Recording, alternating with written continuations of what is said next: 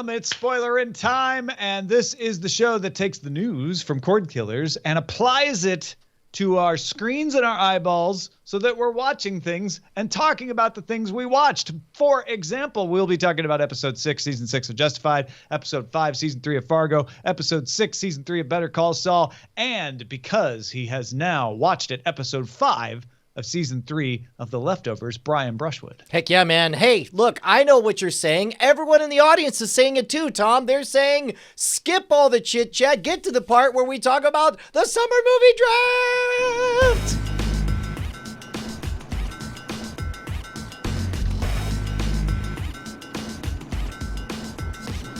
Tom, who's in first? Who's in first, Tom? How's it feel? How's it feel to be up there in first Nigtatech? Moving right along. It feels pretty good. Man, I got to tell you, I'm starting to feel like maybe we didn't make a terrible decision with Guardians of the Galaxy for $58 game dollars. It was the most expensive. It was the most expensive buy in the entire game. Right now, at $301 domestic $1 million, it is the number 5 best buy in the game. Which, keep in mind, we've only had 10 movies come out so far. 11. Yeah. So it's in the middle of the pack, which is pretty good. I would like to think it's going to squeeze out, man, another $40 or $50 million before it fades away. It was number 2 to Alien Covenant this week at around 30 million, maybe a couple million more than that. So one would expect that it's probably not going to drop off too far. So you should get another 20 million for sure next weekend. So here's the thing. Then it's a question of whether you'll get another 20 million after that. Like at this point, we will be 3 weeks since its premiere, and it's finally got another blockbuster to come in and push it aside.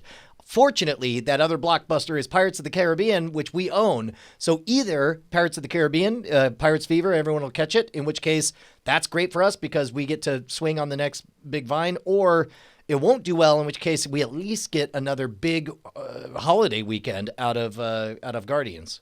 Yeah, Alien Covenant is out there with good reviews but bad buzz, and that it made $36 million in its opening weekend, which isn't bad. Well, especially for a horror movie, right? I don't think it's going to be a big threat to Guardians again in another week. But Baywatch Pirates combo is probably going to drive down Guardians quite a bit Memorial Day weekend. But again, Memorial Day weekend, so some people may go see Guardians again. And like you say, you own Pirates, so you don't care, right? Yeah, but I'll tell you what, man, if we really get hosed, it's going to be from Pirates of the Caribbean. We spent 35 game dollars in it. It was sort of a last minute, we were low on cash, so we're just like, just get whatever we can. And so we did. I'll tell you what I'm surprised at is Snatched with its 33 million. Now I know that's 2 weeks, but that is definitely more than I would have expected for that movie because it just didn't have a lot of talk around it. Yeah, interesting. So Fate of the Furious kind of finishing up around 219 million. That is acceptable. That is not exciting for me. But the buzz around Wonder Woman, which is coming out June 2nd, along with Captain Underpants, both of which are Team DTNS movies, the buzz around Wonder Woman is pretty hot right now. Really? That's great. I know I really like the trailer. I certainly hope it does well. I know we'll definitely, all my girls are super, super excited about it.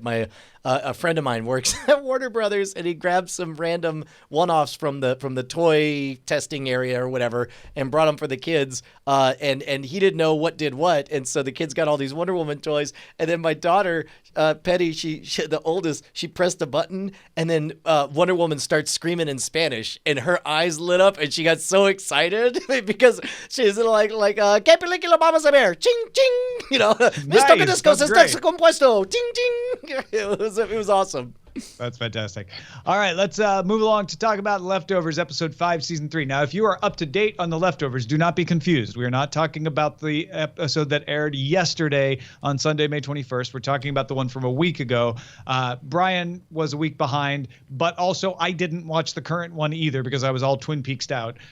So we are a week off on Leftovers. Just want to make that clear.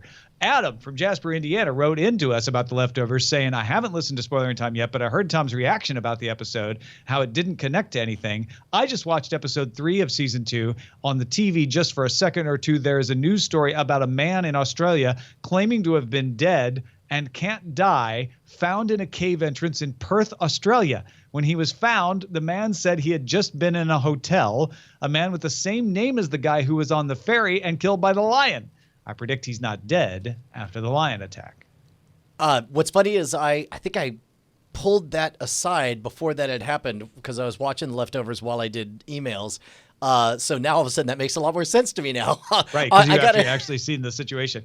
Now, as I said last week, I really had a hard time getting through this episode. And the reason is not so much that I don't like Matt or Chris's American accent. It's fun. It's fun to listen to. Although he totally loses it when he tries to when he pronounces the French, like he was talking about, like, it's not a terrorist attack, it's the French. What are they getting revenge for? And it was some French word. And the moment he said it, he just fell right into that lilt. Like he couldn't divorce himself from his knowing how to properly pronounce it. It's like a woman I dated in college, her mother taught French in Texas. She had lost her Texas accent, except when she said French words. That's amazing. When she said them in a total Texas twang. Anyway, yeah. I liked the lion thing. I liked the whole conceit of the ferry. I thought that was hilarious. And that's a real mythology about that lion. And, having Matt have to get onto a sex ferry is kind of entertaining. But the rest of the time, I just felt like, oh, and now we're introducing another mystical character.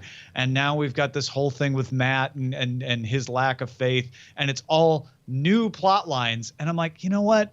What I liked about the Australian side story is it was all taking Kevin Sr.'s plot line and bringing it towards the resolution of this story. This just felt like I was adding new stuff. And at this point, I'm exhausted. I mean, you may be right, Brian. It may pay off, but I didn't want anything new at this point. I had a revelation. I don't think you are actually turned off by the newness of it. I think you're turned off by the oldness of it because Matt's character, we knew him as a sanctimonious jerk in the first season. Yeah. And then we watched a full season of Matt Jameson torture porn for a full season. We watched him go through the worst stuff worse than Nora in some ways. In that, Nora at least had beloved ones around her and, still happy, healthy, able to eat and not filthy, Whereas Matt went through the little literal S word through the sewers and all that for his wife and whatever.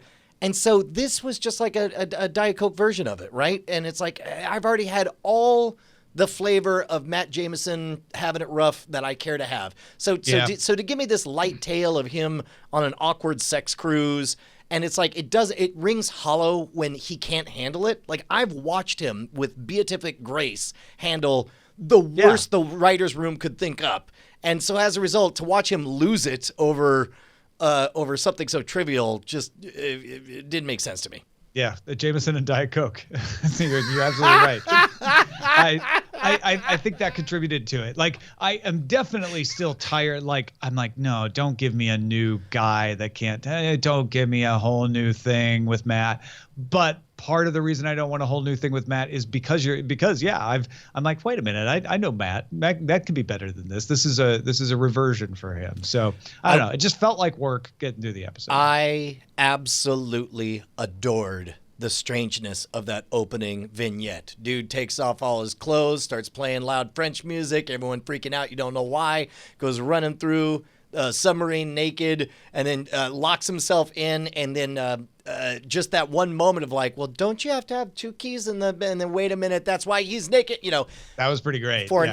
And the conceit as it's written, that lion worshipping sex cult could be plugged into just about any show. Any show. Transformers Beast Wars could have had one where they're all like, oh, they're USB socketing each other. It's a real thing, too. The whole lion, there's a real group that does that. I believe it. That's crazy. I doubt that they are as sexy as the people we saw. Probably not. Maybe they are. But, yeah, man, it's... although I will say, just as an aside, I actually really did like the diversity of bodies that they showed in that. It did. Oh yeah, that was realistic. Yes, for sure. A realistic depiction of those. I mean, we get a peripheral view of that at Dragon Con, and that's pretty accurate of what that looks like. One of the first movies I ever saw at the Alamo Drafthouse was a documentary on senior citizen swingers, and it showed them naked having sex in the documentary, and this reminded me of that in many ways. Yeah. I didn't dislike it as much as you did. I did feel very draggy at the 40-minute mark. I was just like, okay, just whatever. Like, I don't know. It seemed it was too much like a long ferry ride. A little bit. Well, and also Jameson also, we've seen him get duped and suckered before, but not into believing some random dude is God in a chair and hitting him and then getting answers. Like, I don't know. Just, we I don't know what we saw. I have faith. I hope that it pays off later on. How about that? I don't have faith. Right, I have hope. Fair enough. Let's move on to Better Call Saul, episode 6, season 3, the aftermath. This is where Jimmy basically tells his brother's ex that he's not going to go make it right. She comes to him and she's basically not mad. It seems like she's saying, okay, you have to do the right thing. He really needs you. He won't come to the door and answer me. He will for you. And Jimmy holds true. It's like, no, I'm done with him. Like, I really am done with him. And Jimmy's a little bit of an asshole about it, but at the same time, I'm with him. Yeah.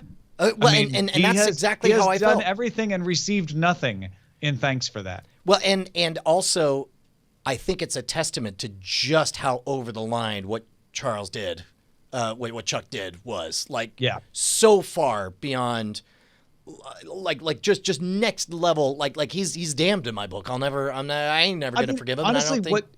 the problem with Jimmy's reaction to a request is that he does and says what he's, his opinion out of anger, and she reacts to that. But what he's doing is perfectly healthy. I mean, Chuck is an abusive brother. Yeah. And at this point, Jimmy should not go and be codependent and take care of him anymore. Do you know there's an entire subreddit dedicated only to just raging about Chuck? Yeah. Yeah.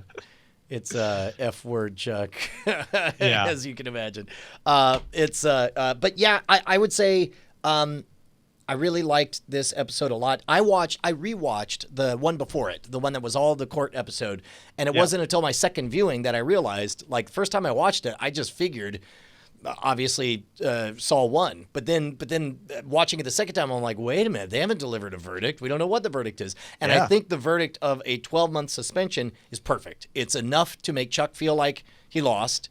It's enough to make Saul feel like he won. And and truthfully, you as what's his name from HHM comes in and is like, look, this is a win for you. And he's like, well, I don't want to see it that way. So he decides to start Rocky montaging his resistance to electricity. Although we don't know who he called on that payphone, though, right?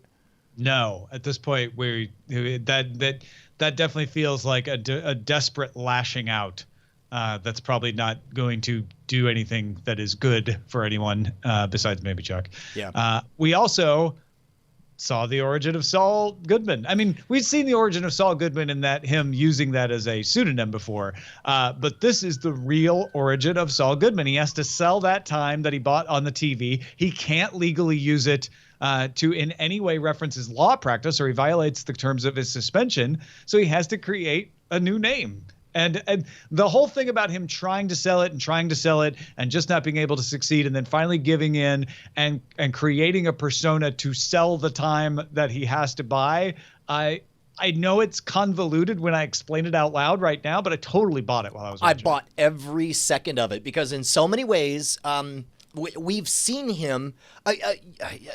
We've seen him practice all these moves before, right? All he did was combine them in a way that was divorced from the law practice stuff. It reminds me in some ways of like, I love doing the modern rogue because in so many ways it's everything I've always done. I just don't have to tie it to magic anymore, and all of a sudden I'm like, well, this is easy, and that's exactly what Saul Goodman goes through, right? And and it sets up a new mystery, which I love. Up till now, it's always been like, when does he stop being Jimmy McGill and start being Saul Goodman, right? and that's an on the horizon someday thing. Now it's so much more interesting to me of, oh, when does Saul Goodman, this new persona that sells TV time, when does it morph into being the brand of his law practice? And what else is Saul Goodman going to be between now and then? I can totally see, he goes through a year. I could see us taking a jump at the end of this season. And then, next season, it's like, well, it's been 12 months and you can do, what am I going to, well, I've got all these clients. It's like, they're used to seeing me on there. Like at some point, Saul Goodman just shows up and be like, anyway, now I do law. Trust me. It's such a good brand, Kim. Yeah, exactly. Yeah. I bought and remember, he has promised Kim he'll come up with the money, right? Yep. So I imagine Saul Goodman will be out there making money in multiple ways. I would imagine that during a 12-month drought, there's some different ways that his expertise might be appreciated. If only he had a cohort that maybe he once was at odds with in parking lots who is now diving into the deep spiral of the criminal underworld. Someone who knew a vet that could help him find jobs that may or may not be on the up and up, but certainly pay well. And this is actually a good way to shape the Saul Goodman narrative in that this is his time in the wilderness. He's stripped, he got his dream, found out it wasn't what it was cracked up to be, stripped of it. This is basically the video game. He's stripped of his powers, has to rediscover himself. And it gives a good reason for him to get caught up in increasingly tedious tendrils of nefarious origin, Yeah. And then I guess our other side plot was Nacho, being under the gun, trying to be forgiving, and then being told, no, you gotta go beat him up. Michael Mondo is a fantastic actor. Yeah, he's great. He was so, and keep in mind, I only watched the first half of the first season of Orphan Black, but he was criminally underused in that. The character they gave him was mushy middle. He was soft and yet vaguely Maleficent, vaguely threatening. He was not Maleficent. Yeah, no, he was Disney the witch. Yeah, no, he was the witch. But Maleficent. he was malicious. No, and full of malfeasance. Malfeasant. Would that be the adjective form? Anyway, he was mellifluous. He's amazing voice. I did not care for his character or his execution on that show, but man, did I love it from Far Cry 3, the video game, and man, it's the exact same character in with Nacho. All right, shall we go on to Fargo, episode 5 of season 3? We're back entirely in Fargo land now, and I see where we're going now with the company that's using the parking lot company as a front. They have no wants or needs of keeping the brothers around, or the brother and his friend around. They are just moving slow enough that they don't get caught as they take over their entire company. Yeah, man, this is the first episode this whole season that has really felt like Fargo. And it's a reverse thing. Normally Fargo in the television format starts with something, a flashpoint, and then you see the echoes and the reverberations go throughout everyone else's life. This one, you followed 3 parallel, completely independent story threads, maybe 3.5, and now all at once. We watched the backstory on Carrie Coon's father.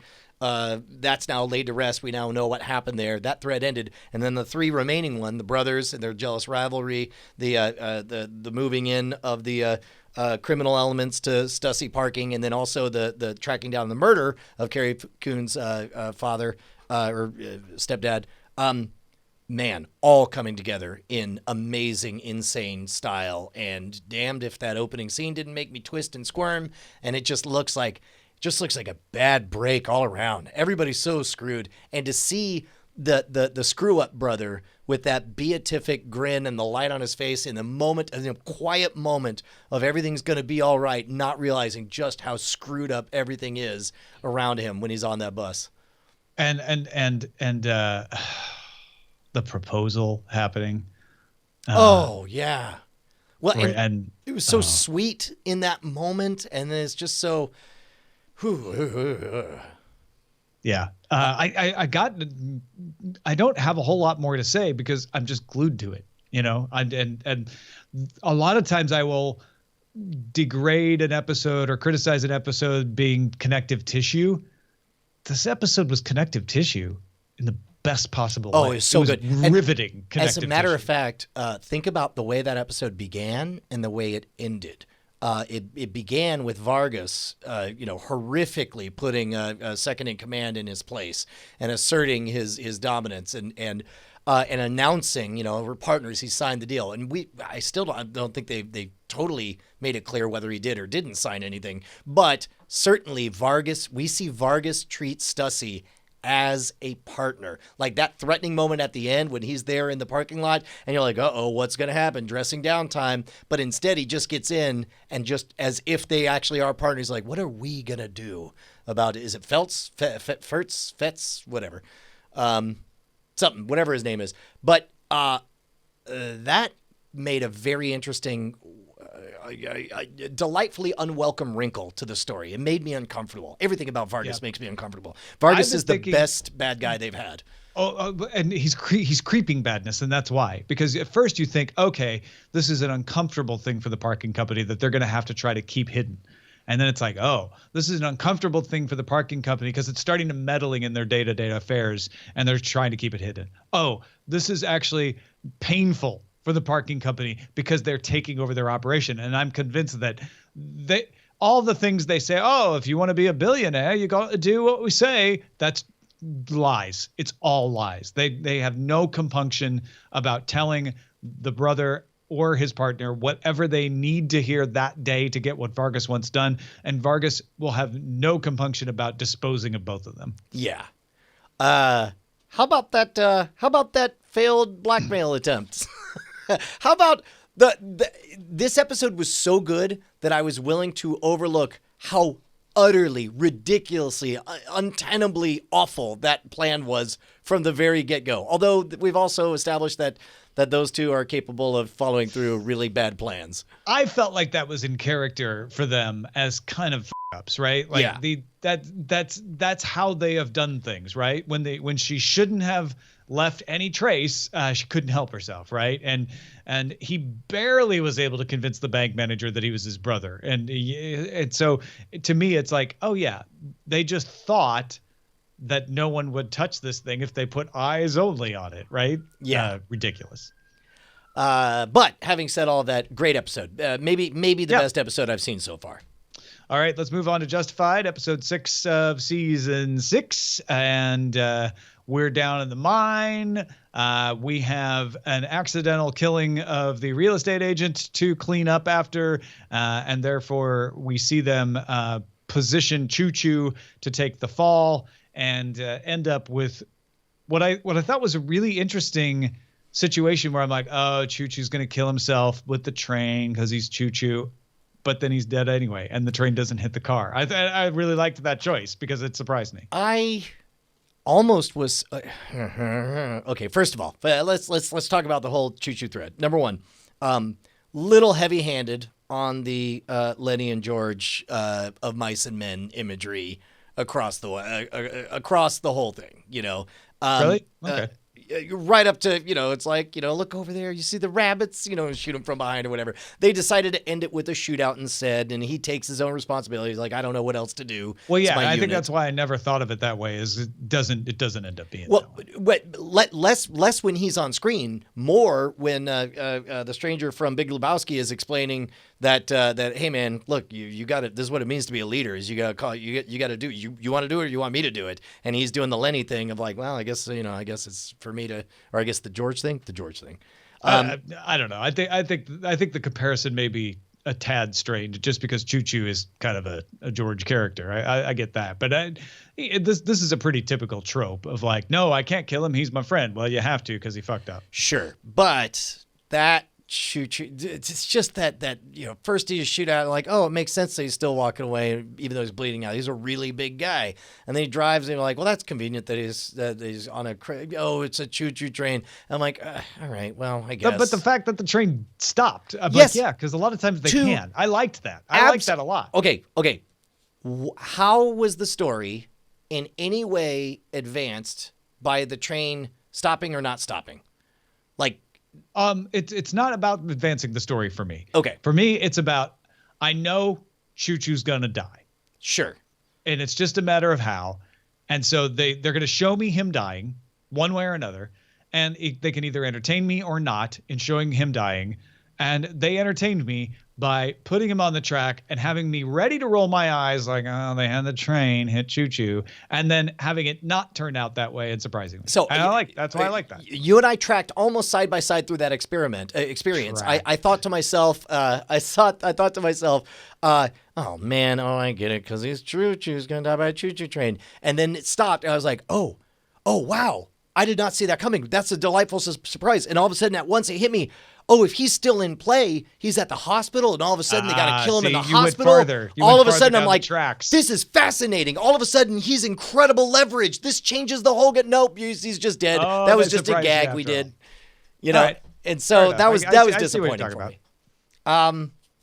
Also, don't know how much I care about Ava. You know what I also liked is they sort of imply with the kiss last week that Raylan's gonna get sucked into Ava land, and then we find out no, Raylan didn't leave because Raylan wanted to talk to Boyd, and I felt like it was pretty convincing that Raylan's like, yeah, I let you kiss me, but it don't mean nothing. I was here for Boyd, that's why I'm here. It was almost a little much how suspicious Boyd suddenly was after millions of other times that Raylan and Ava were in a house when Boyd showed up and he was never suspicious. But other than that, I came away from that convinced that Ava was trying something with Raylan and Raylan was giving her the signal of like, no, that's not going to happen. Not going to work. Meanwhile, I guess the only other vector was we have the storyline in the mine shaft, which I got to tell you, that moment of Boyd being pinned in the mine shaft and getting rescued was great theater in and of itself.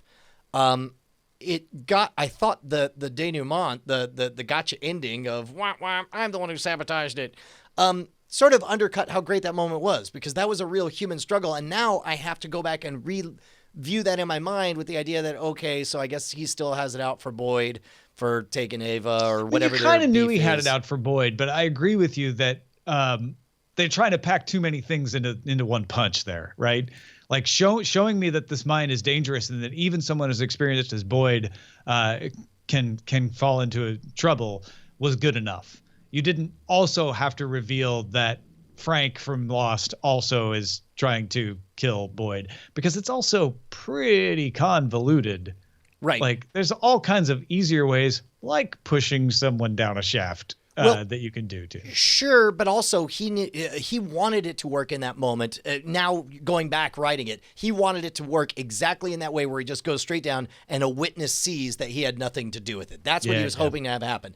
Absent that, the moment that plan screws up, he's like, no, I got to stick to my character. I got to try my very best to save him. And you notice he didn't phone it in because, he felt like it would read or telegraph if someone were like, well, he didn't try very hard to save him. They're going to suspect him, yeah. Right, so he gives it his all, and then it's only after, and he thinks like, okay, look, there's plenty of other opportunities for me to kill him later, and it's only after he's been busted on that observation on the boards being cut that he's like, well, this needs to be cleaned up. Yeah. And still, it's not like Boyd's going to doubt that that's a treacherous hole, No, of course not. Yeah.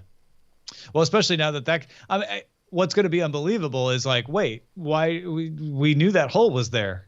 How did he fall down it? Well, but he also made it very, very clear in the rescue efforts that it's like, man, if you get even close to that, all of that could cave in or whatever. So he could just kick some stuff around. He's like, that dummy, I told him, don't fall in the hole, and he did.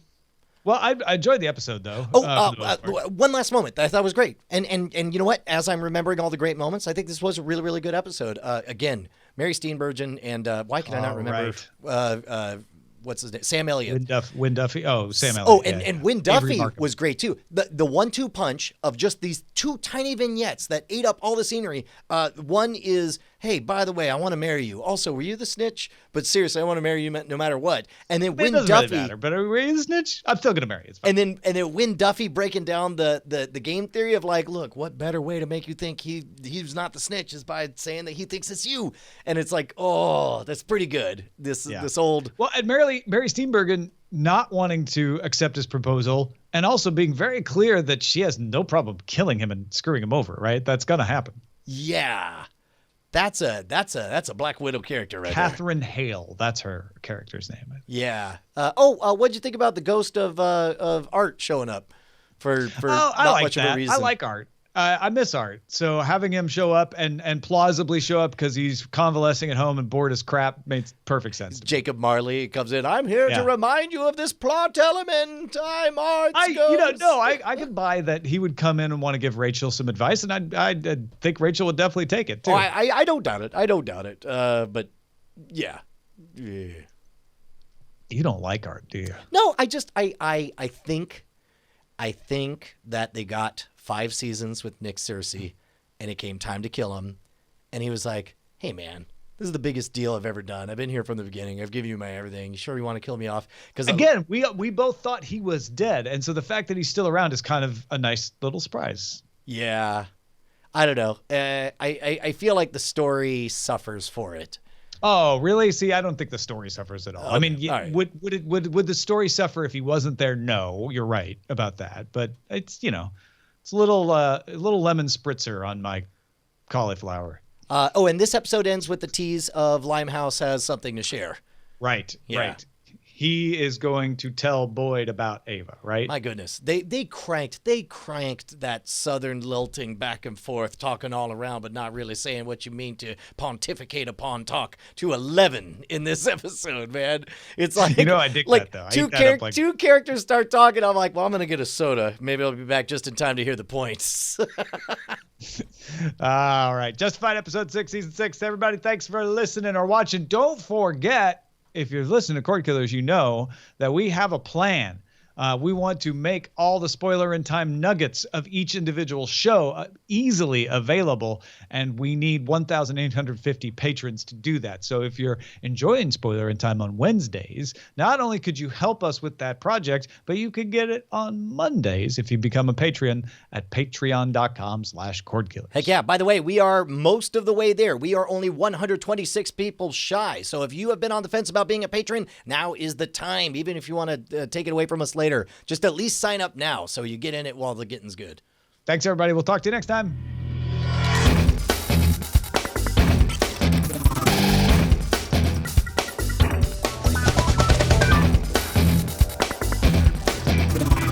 Diamond Club hopes you have enjoyed this program.